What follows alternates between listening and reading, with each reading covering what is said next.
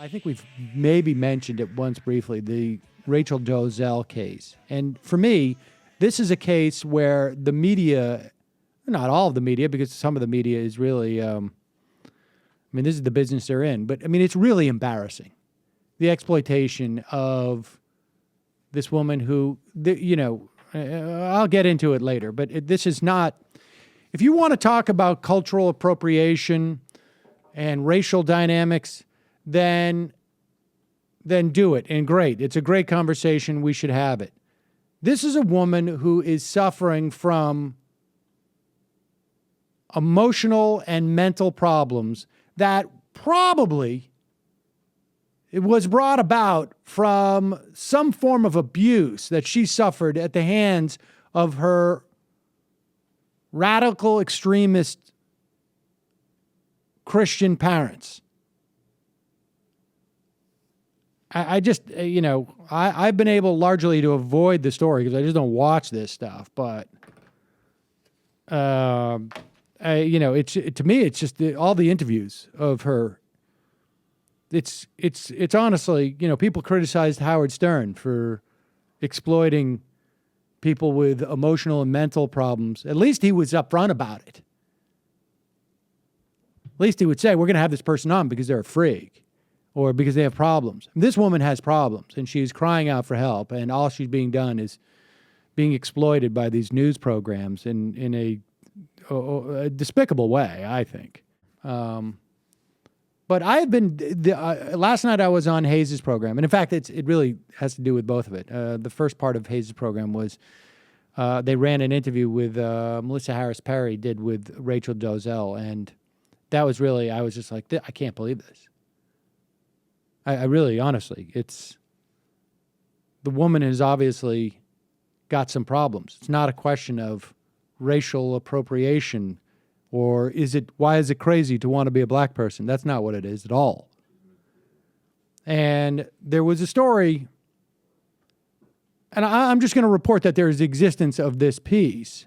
I don't know about it, although what is very clear is there's a couple of facts that we now know. One, her brother, who she has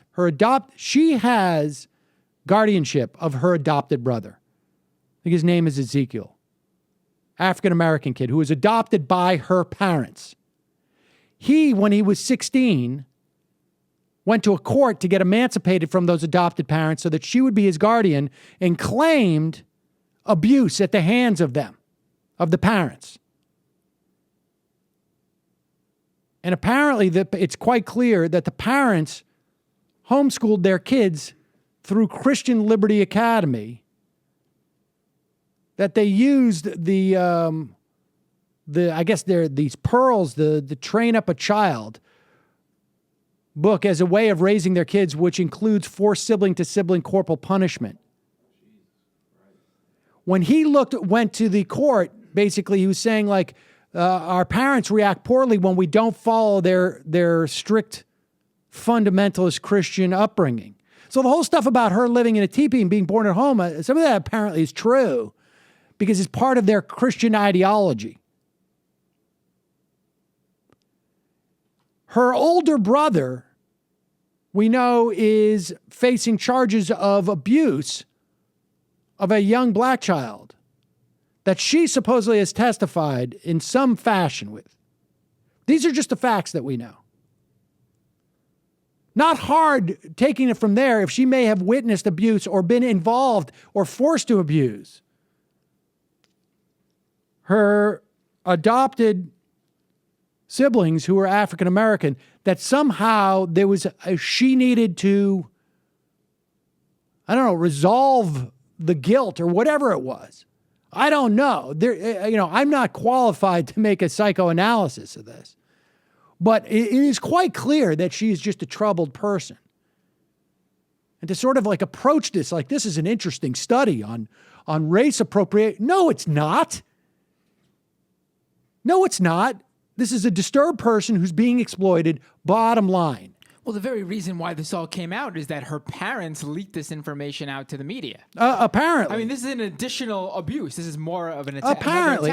Look, I'm not defending her actions, because I don't have to defend it, because I'm not going to sit in judgment on someone who has obviously emotional problems that are playing themselves out in this way. But it's just ridiculous that these news organizations are approaching this as if this is like some type of, it's pathetic. You should know better. You should just know better. That's all. All right. I don't know why I got sidetracked. I just found that really upsetting.